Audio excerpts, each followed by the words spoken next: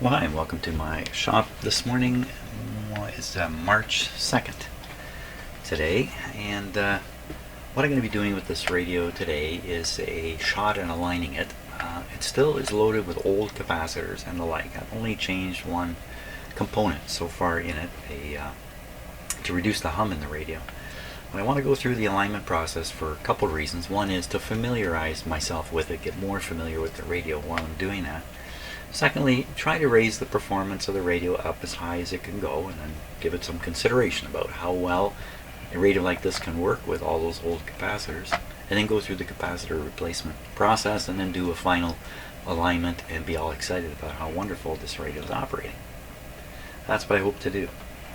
So today's about alignment.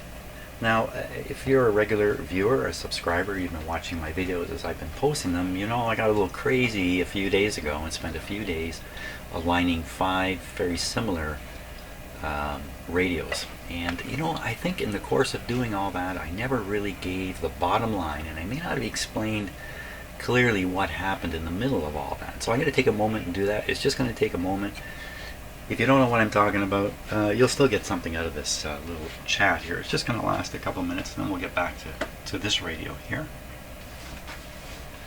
Okay, so what you're looking at are some alignment charts that I made for one of these 5-tube radios. And what this alignment chart shows is a tremendous degree of error in the alignment. This is the actual error number in kilohertz. Look, 63 kilohertz off up at the top end of this radio. This was horrifying. In fact, I couldn't even believe this at first. So I quickly adjusted the alignment slightly in the radio. I got this chart. Same thing. Just moved it a little bit. So I started thinking lots of terrible things about radio alignment.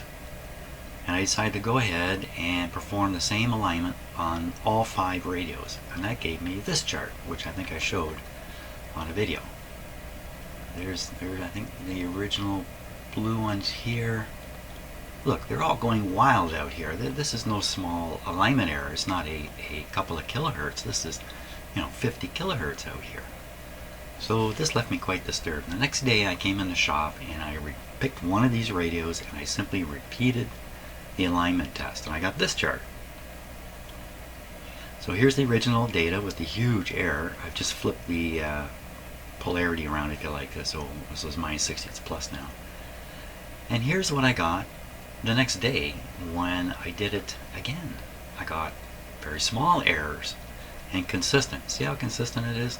3, 3, might as well call that 3, 3, might as well call that 3, 3, 3, 3, 3. Well, it's exactly 3 kilohertz off in one direction all the way. So this told me that, wait a minute, this isn't terribly poorly aligned.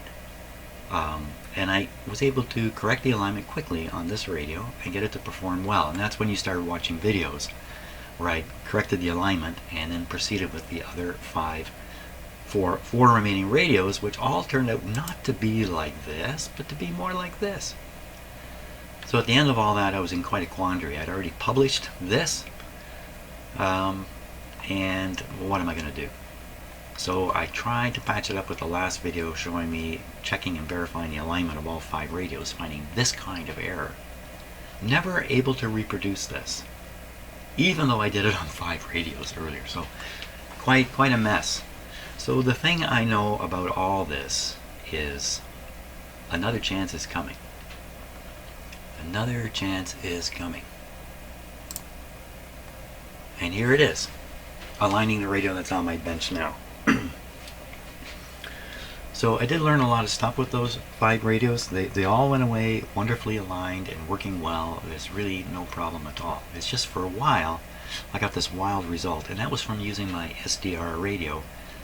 Something happened there. I don't know what, but we're going to have another chance to beat it out using this radio. So let's just read the aligning information. Never realign unless absolutely necessary.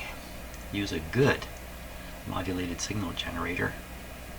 Sensitive output meter across the voice coil of the speaker. Always align using the smallest input. A strong signal makes adjustments inaccurate. always turn the receiver volume full on. So I'm pretty bad at this. I tend to watch the AVC voltage on a voltmeter, and I try to do it in a way which doesn't disturb the radio.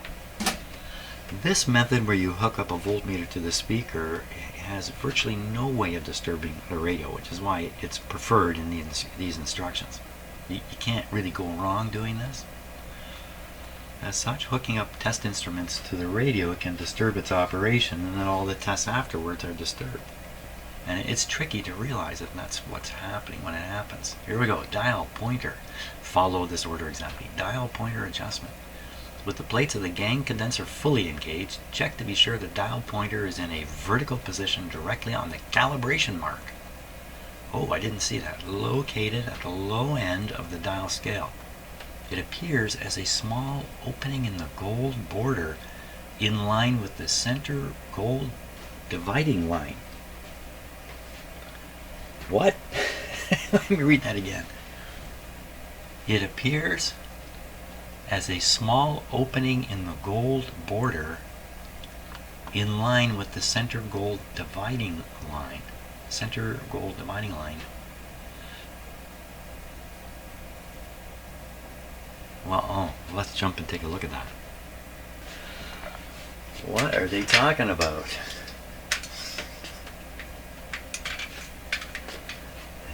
As a blip in the center gold dividing line. Well, this is the gold dividing line, isn't it?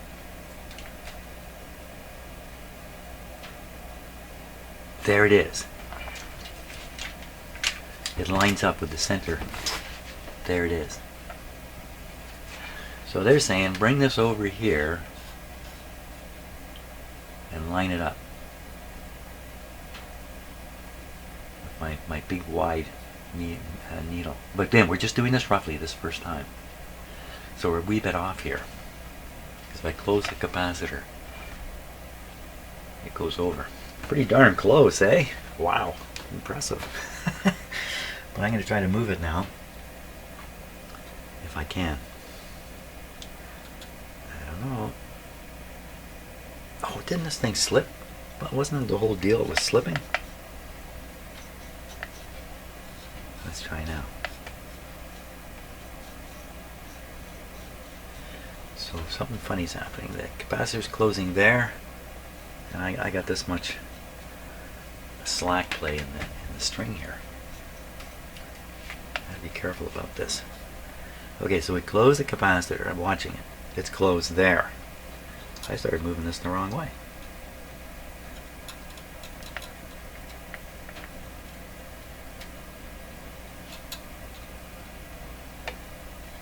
Again, we don't have to get this precise, just close right now. Okay, let's see. Capacitor close right there. Oh, I didn't get anywhere. I got somewhere that time. Capacitor closed right there. It's pretty close, isn't it? I don't think we got to worry too much about this. That's got to be enough. One more test. Right there. It's good. That's good enough. So, as I say, the reason I'm doing this is because it opens my eyes to what is down the road. What issues might be of concern that I'm not going to realize until I do these kinds of things. It's better to realize them now than later. So pointer done. Let's go back to read the instructions here. Adjust if necessary. Did that. Intermediate frequency. Set the range switch to BC. Okay. Set pointer to the extreme low frequency end of the dial. That's where it is. Extreme low frequency. Connect the ground terminal of the signal generator chassis. Introduce a modulated 460 kilocycle signal to the grid of the 6SA modulator tube using a 0.1 capacitor in series with the output lead. Okay, and then adjust the trimmers for maximum. Do it in the following order.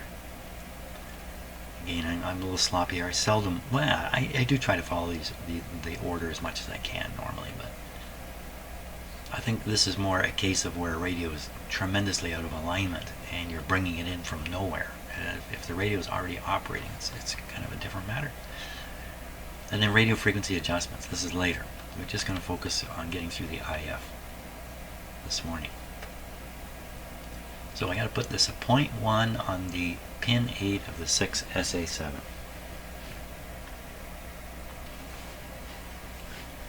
Point 1, 6 SA7.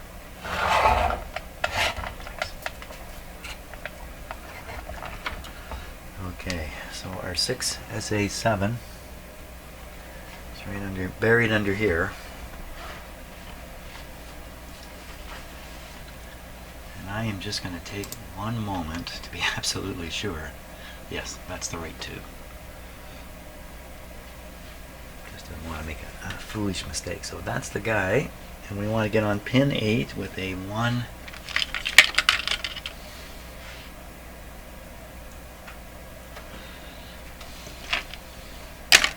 Point 1. Okay, 0.1, and we want to get on pin 8 up in there. Yikes. Pin 8, eh?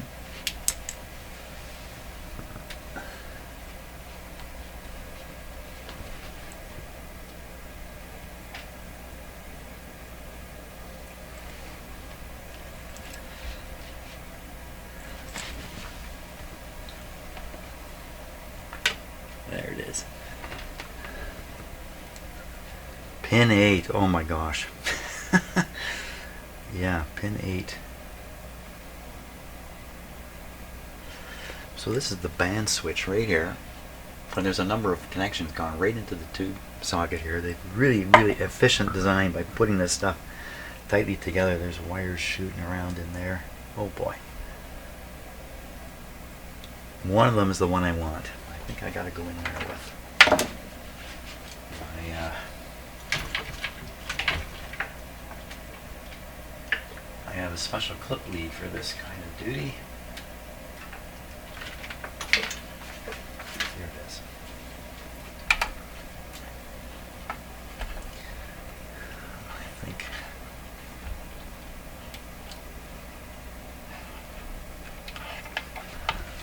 I think that's the right thing.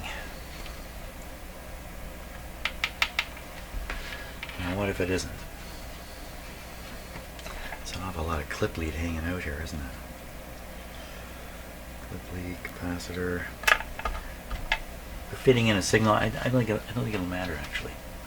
How can I be sure I really got the right thing there? Okay, look for the key. There's the key. Look for the pin.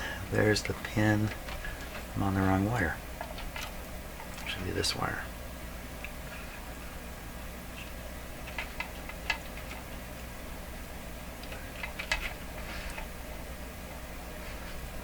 Pretty sure that is it. Pin 8. We're going to want to feed in the signal generator. It said ground to the chassis. The radio's not operating right now. Look at how long this clip lead is, but that's what it is. Okay, that's good. Still have this capacitor floating here.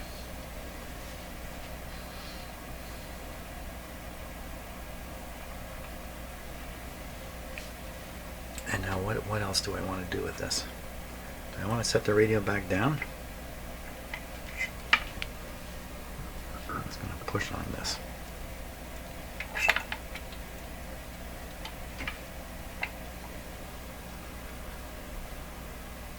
Push. Just a quarter-inch out. I'm sighting along, you can't see what I'm doing, I'm sighting along the chassis to see if this is sunk under yet. Otherwise it's going to sit on it, it won't go under. Okay, we'll leave it up on edge. Too bad.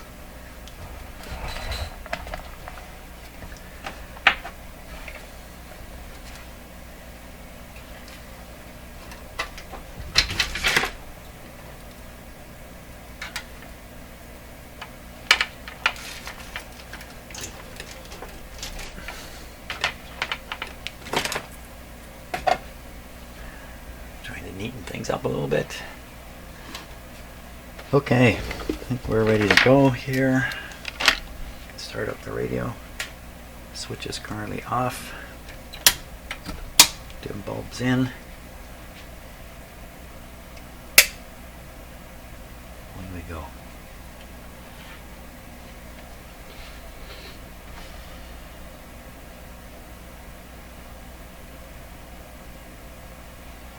What do we want to put in? We want to put in 460. Hey, I didn't hook up the output meter.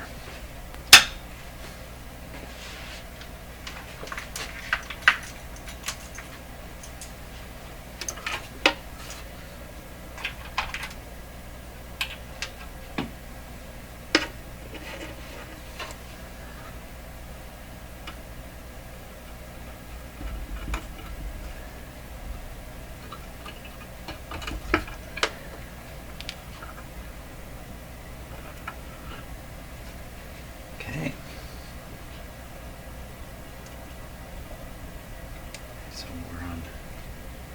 we're on with no antenna.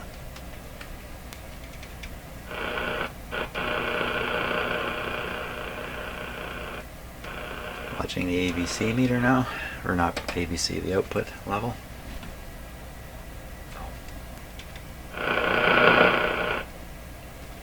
Okay. Why it's sitting up here, I don't exactly know. A bit of a hum there that we can't hear. Oh, the speaker's in its cabinet.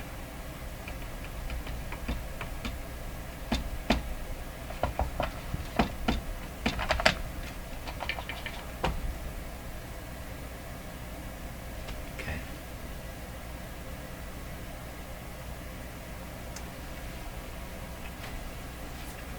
Must be just too low a signal on that. Or I've got this clip in the wrong spot. We should be hearing this.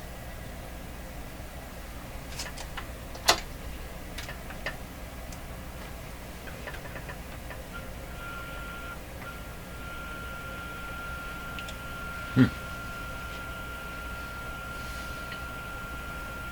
483. Should be 460. Thought I found it in an earlier test at 460. Why in heaven's name would this show up?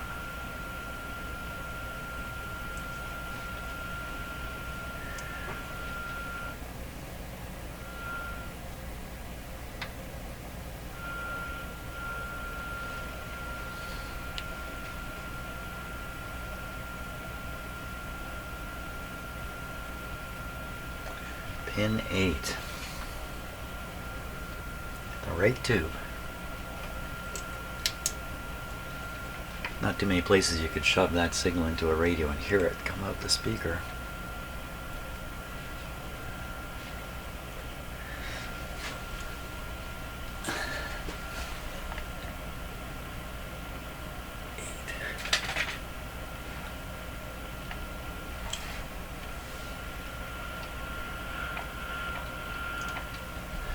Interesting.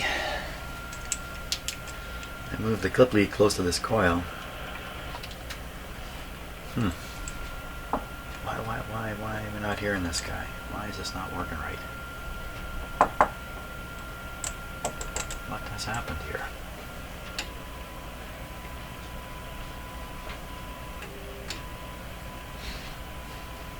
Is it right? I just discovered I get another frequency out of my signal generator by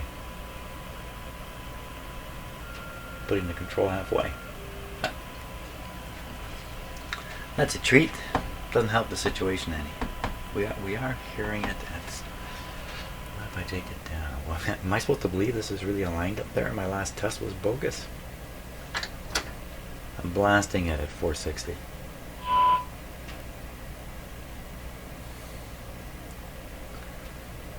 Wow. Really? How did I get this to be where I thought it was 460? How did that happen? Okay, we've got to experiment with this a little bit before I go any further. So I'm going to try to throw a, let's throw it in on the antenna and see what happens. So I'll leave the long clip lead here. First I turn the radio down before I get our ears blasted off. Like that, I just put this onto the antenna. Didn't I try this last time? It didn't work at all. Okay, the antenna, I can get it from the inside. It's right here.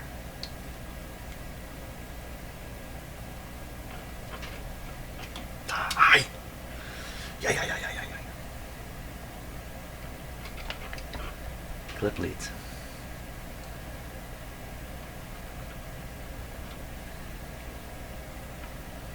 It's going to snap downwards, I'm pretty sure. It's going to snap right off. Ah! Okay, on the antenna screw. That's another attempt at saving time. 460. Oh. I have my hand on the volume control, by the way. This is a mile out.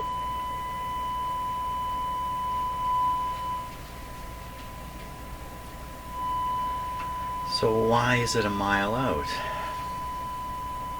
Somebody put it here on purpose. It's out by, it's supposed to be 460, it's 480, so that's 20 kilohertz, and we saw an error in the short wave band of about, well, a little more than that. Of course, I've moved the pointer since then. Yeah, that error didn't mean anything because the pointer was not rational. So, hey, what if I take this off now? That didn't do a thing. Didn't appear to do a thing.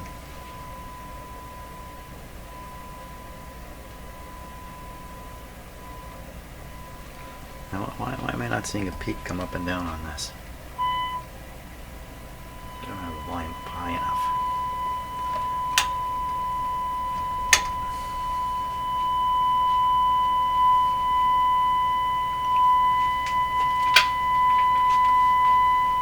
It's kind of blowing my ears off here.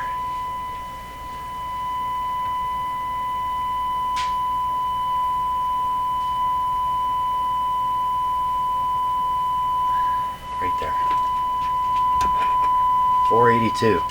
482. It says you're supposed to do this with the least amount of signal. We're on the antenna right now. Let's just carry on this way. The least amount of signal and the most amount of volume.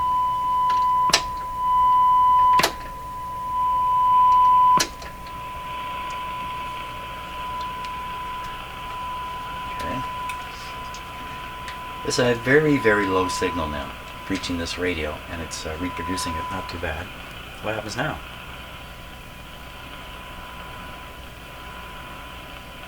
It's just more distinct because the AVC is not flattening things out. More distinct where it is. Okay, let's get the voltmeter going here too.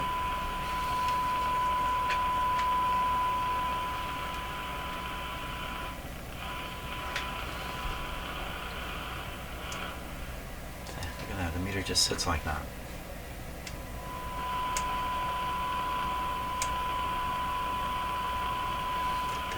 Leads go wrong here. I mean, really, that's not.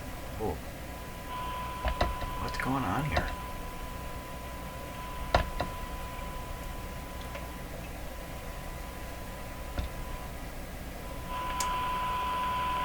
It's gotta be a lead problem.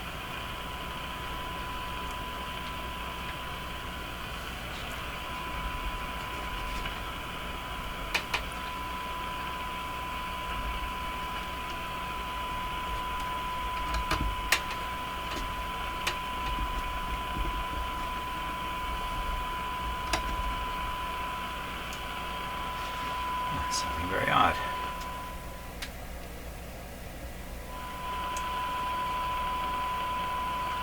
Let's shut the set right off. See if that goes away.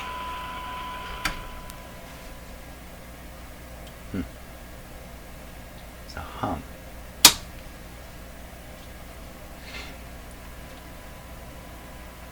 How can it be a hum?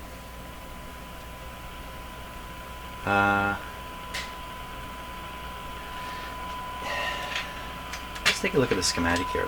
There's something a little bit about that speaker circuit I don't realize. So look The speaker, well, nothing special here. The speaker is fully isolated by the transformer. Shouldn't matter which way I put the leads on it.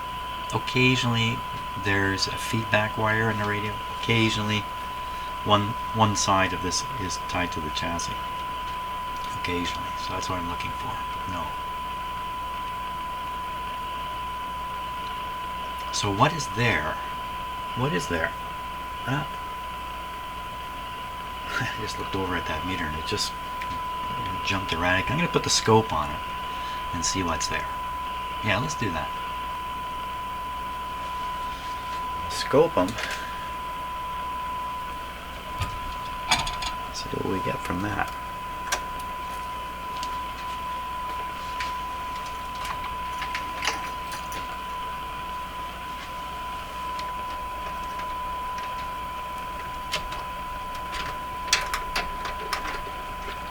Look out, Betty.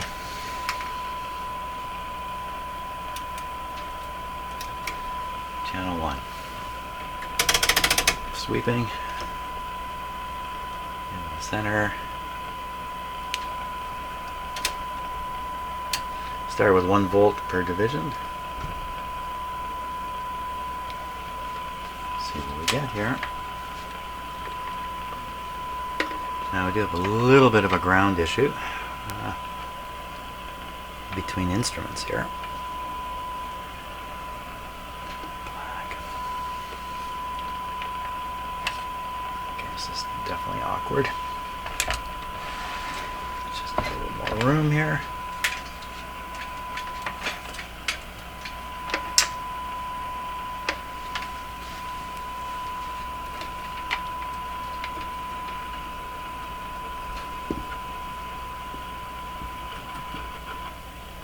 Now, why would it do that?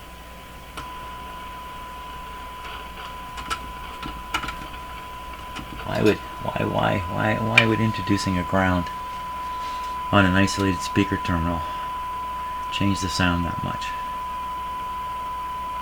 I'm introducing a ground where there already is one.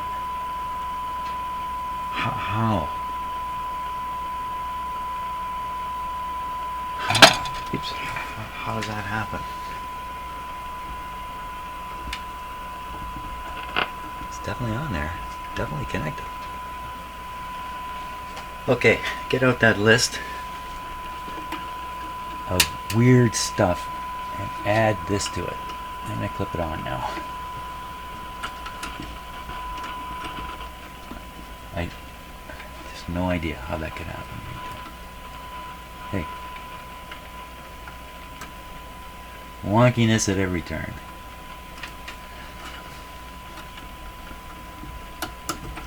I got it. I got it. What did I get? Okay, all the way from here.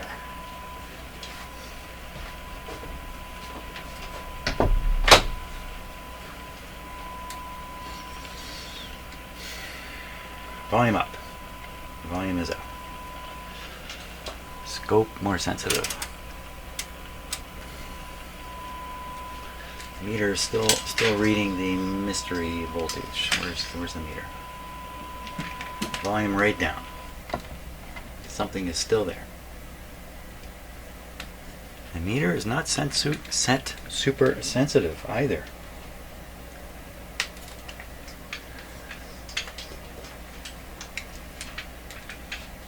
So there's some, looks like RF there is what it looks like. My meter will read RF right up to 10 megahertz. That's a 10 megahertz meter. And I gotta tell you a really cool story about this meter. Hey! Hey, look at that meter there, just a sec. Total aside, just remember now. This meter was given to me by a friend who worked in a radio station in Toronto, and they were throwing this out. They were throwing this meter out, and they were throwing out a Zenith AM/FM radio at the same time, and he grabbed them, knowing me, and he gave them to me. If I pull this out a little bit, there's a sticker right on the top here. You probably can't read it. It says CHFI. CHFI is a very, very popular radio station owned by the Rogers Corporation. Rogers Corporation is named after a guy named Ted Rogers. Ted Rogers is quite a famous guy in Ontario and Canada, especially Ontario here. Ted Rogers played a very important role in the development of television, the development of the broadcast industry. Ultimately, he developed a cable system in the really early days when, what are you doing buying TV off a cable? I get it free for my antenna. And he built that up to a huge corporation. I don't think he's alive anymore, I'm not sure. Built it up into a large corporation. They're commemorating him. And I was watching a television advertisement commemorating him, some event that's coming, something like that. And they were showing film of him, Ted Rogers, back in probably the 50s, in his laboratory working on some stuff. And they took a shot of his bench, and this meter is in the shot. Well, okay, I can't be sure it's this meter.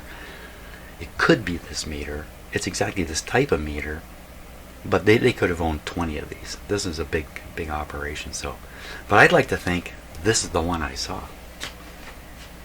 And the cool thing is, the name Ted Rogers would only mean something to people here in Canada or in Ontario. I have Ted Rogers' desk radio from the 60s. His Zenith desk radio. It's from his desk. And it has penned on it his 3 radio stations. I took a marker and put a ruler up and drew lines where his stations were. Cool, eh? Okay, that's supposed to... Excitement. That's exciting. Exciting for me. So now let's get back to this weird situation. A meter showing something where there should be nothing. And a scope showing something. I don't know, what would that really be? I know it's a little hard to see in a video, but if you're here, you would see the furriness out here. So it certainly looks like some kind of RF. Oh, odd looking stuff. My scope is triggering on the line, so I don't think it'll... Oh, there we go, it triggered fine. Look at that. What is that? What? Let me turn this down a little bit here. This is what my scope is showing me coming out of that. Oh my gosh. What is that? That's what's driving the meter? But I turned the set off and it didn't go away. Is any of this for real? I spend a lot of time chasing bizarro things in this shop. This is bizarro. Is it the meter itself? Okay, let's start by turning the power off on the radio. Well, that didn't help much. Okay, so I'm gonna pull the leads out of the meter here. That's one lead out. That's the red lead out. That's the ground lead. In and out, in and out, in and out. That's the ground. So the ground on the meter, I put both leads back in. The ground on the meter is tied to a ground bus which runs around my shop, picks everything up. This guy is a 3-prong plug. So the case of this and the negative or the common lead on this is the same as my meter. There's just no way there's any kind of interaction there. What is that? This must be one of the things I listen to all day long in this shop. Could it be as simple as one of my lights here? Apparently not. But how cool is that? That's really cool.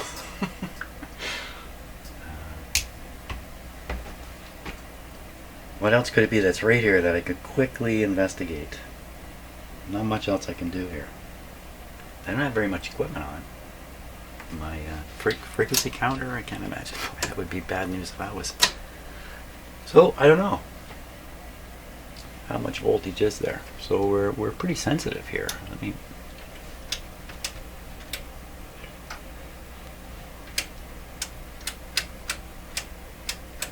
quite a change between two settings. That's 10 millivolts, 20 millivolts per division.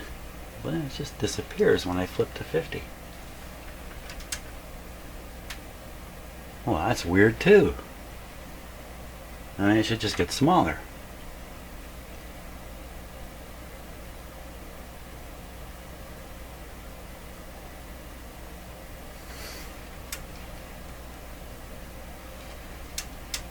But it disappears.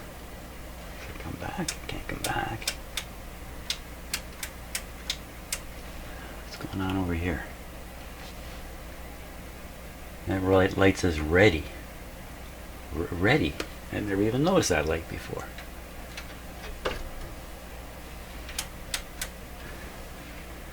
Oh, it's not the ready light. That's showing that it's triggering. Oh, that's all that's happening. It's triggering. It's not triggering on here. That's all that's happening. Maybe that's all that's happening. Let's see if we can just make it trigger. There we are. Oh yeah, okay, my head's back in shape again. Except what is it? Little bursts every so often. How much you want to bet there's a 60, if you do a 60 cycle? Well, it has to be a 60 cycle. No, it doesn't. No, it doesn't. So that's triggering on the line. It's not triggering. I'm not going to freeze it. It's not 60 cycles.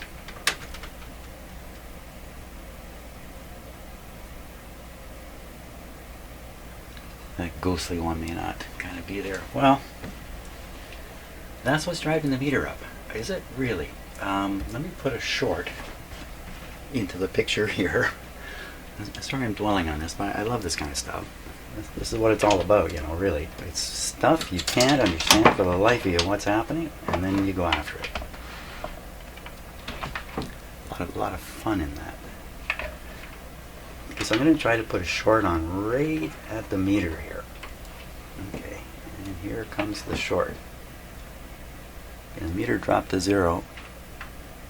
Those didn't go away entirely.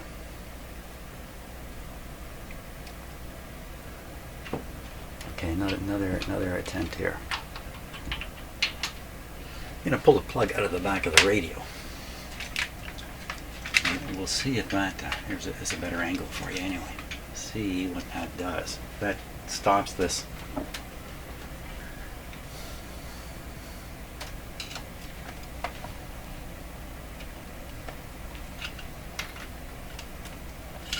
I don't know that we really even need to be concerned about this, but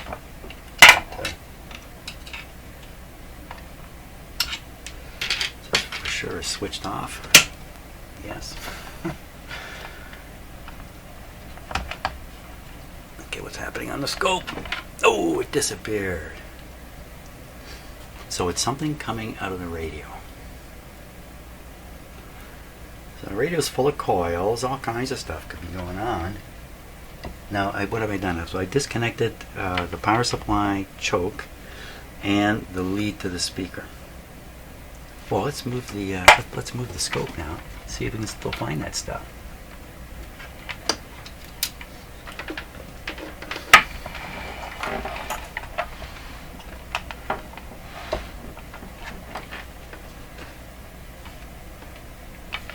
It's great not having a boss. You know, I get to do whatever I want.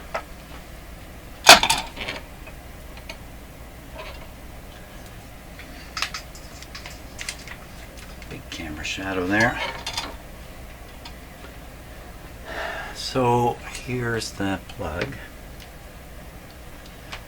and no, you can't see the scope now. Down with it. Thinking we'll do this. Okay.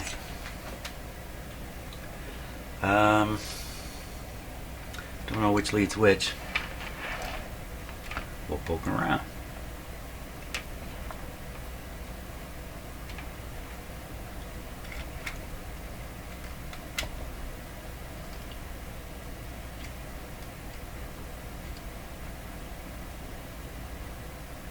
Wow. Okay, and I to do, I'm going to unplug it from the outlet here.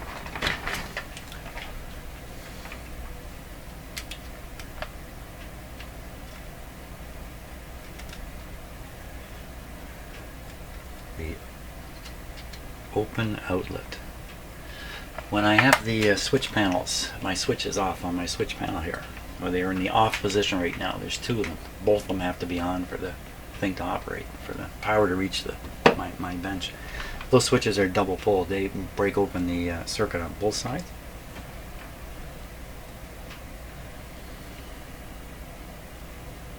I'm really unnerved here.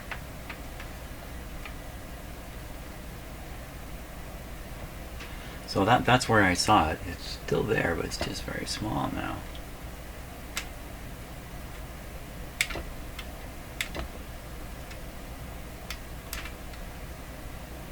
Not quite sure why that's disappearing. I'm on the DC setting on the scope. There's the DC voltage there. Left over in a capacitor. Yeah, so that's a filter capacitor, you know, and that's not even a volt. A little tiny bit left there.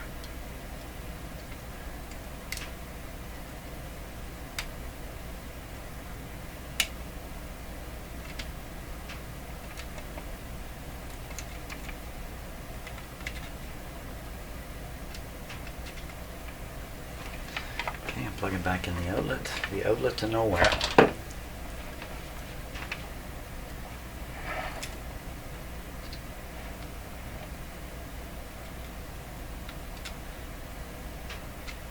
Where'd that thing go? Where'd it go? It was this one right here. Did I make it less sensitive?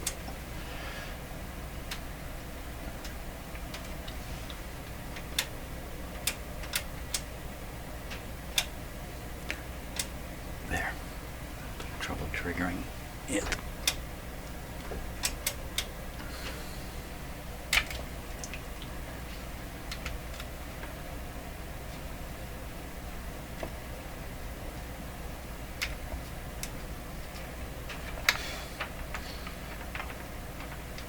Hook it on here.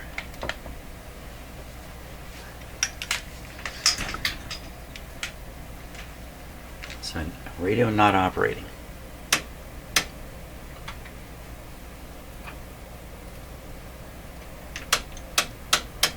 Where'd it go? What happened to it?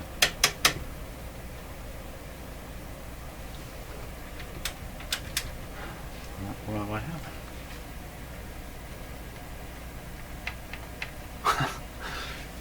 I ask that question an awful lot when I'm in here. Well, that's clearly something. I'm going to burn up my scope here.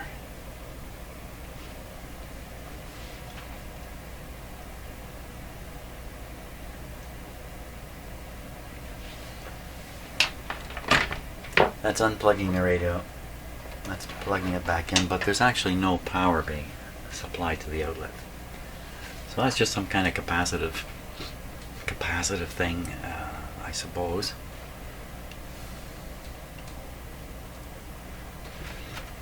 So, but what happened to the end? Why am I seeing it? And what's going on? And why am I here? What's this all about? What's it all about? My father-in-law's name was Alfie. It's all gone away bye-bye now. So, hey, fix that. Good. Okay, let's just move on. We'll move back to what we were doing. Oh, man. Just chase the problem right back into its little hole. And I shouldn't even call it a problem. It's just a thing, a phenomenon. Now, get my head back in gear. What am I actually trying to do here? Trying to use the voltmeter to read the voltage on the speaker so I can verify the alignment, which appears to be off, but I'm unnerved by that because I thought I saw it on the money before. Or I just aligned too many radios and I'm confused. mess. As we used to say where I used to work, don't search for another reason when stupidity will do. We'll use that. Yeah, I really lost my mind here. Okay. Meter's connected. Speaker's not. Speaker's not connected. That's what's going on here. Let's put the speaker back in.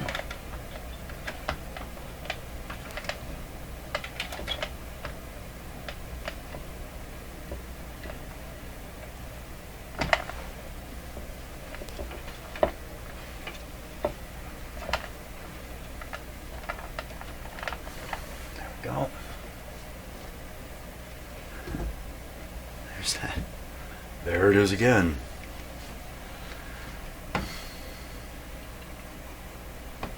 The problem is that is actually interfering with the testing we're doing. Let's carry on. Power on.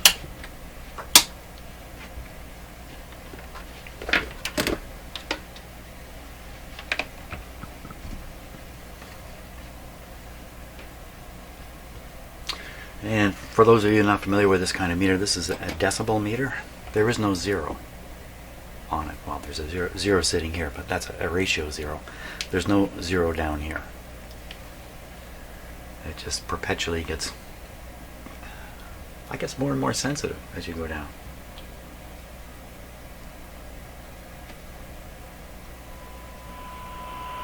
Okay, so we got to see that meter come up. We got to have it at least that loud.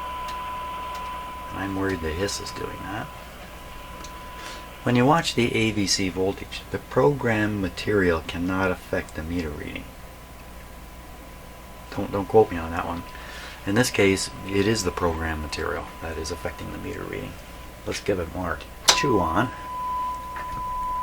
That's better. I like that. And you're supposed to keep this as low as possible. Maybe this is as low as possible here. Good. I don't even have this at 460. Wait a minute. Let's go back down. 460. Was it 480 now? I thought it was. Yeah, that's right. It's wrong at 480. Come on, Jim. Let me have my arm in front of everything.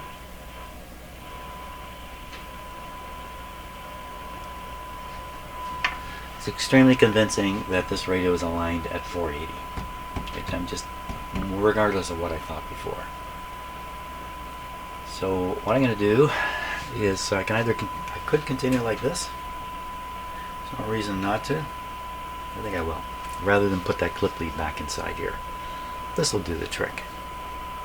So we have 480. And we want to knock it down. And it's screws and cans. Can we spin this all the way around? We want the capacitor open.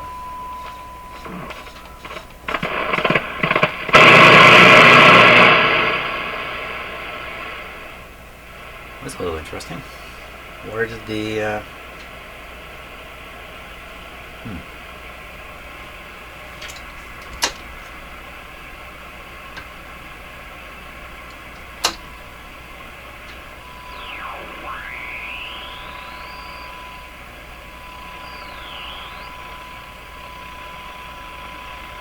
still at 480. Okay, let's head for 460. Let's go there. The reason I'm doing this again is to bring the radio up to its highest state of performance before I start doing the capacitors. If you do it the other way around, you think, wow, those capacitors made a huge difference. Maybe not. So I want to head to 460. Okay, now we'll start with, I think this is the second.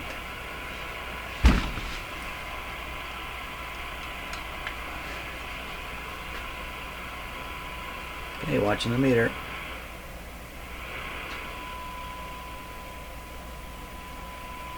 Listening to it anyway.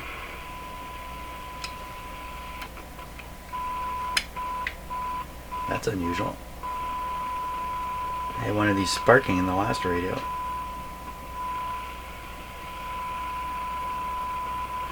I haven't moved it far enough. 477.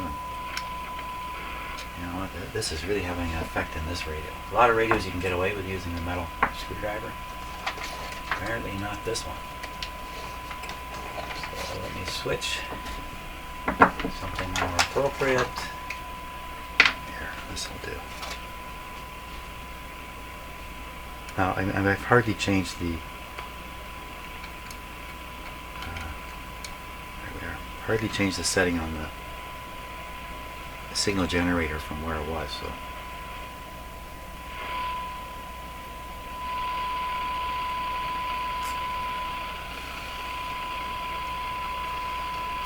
I'm really not getting anywhere here.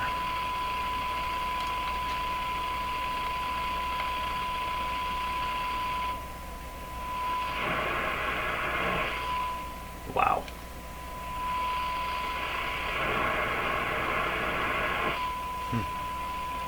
Okay, let's go a longer ways. So I'm going to boost this way up. Down here. Boost it way. Hope we can hear it. Yep. Barely. Now let's start bringing that sound in. We'll worry about the meter in a minute.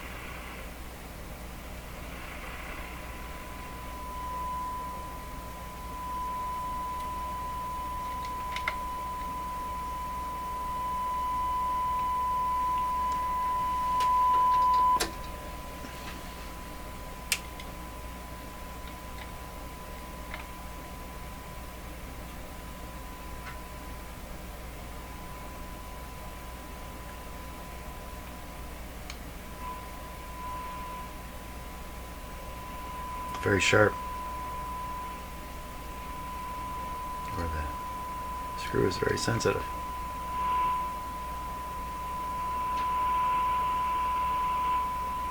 Wow.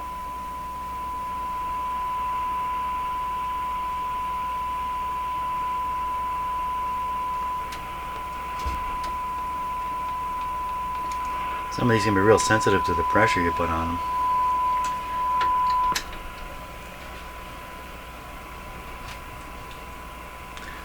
Get it exactly 460, which on my frequency counter is that.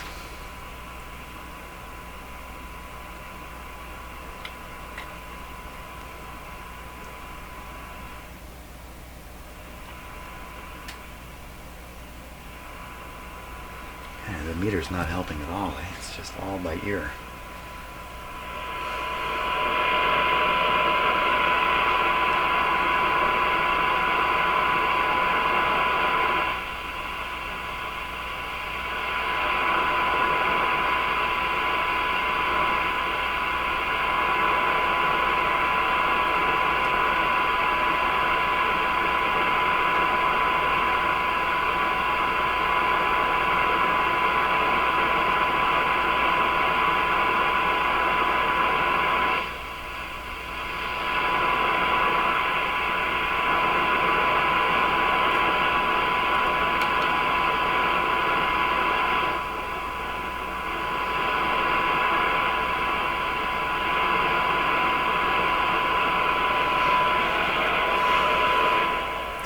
Okay, so that's the IF corrected to 460.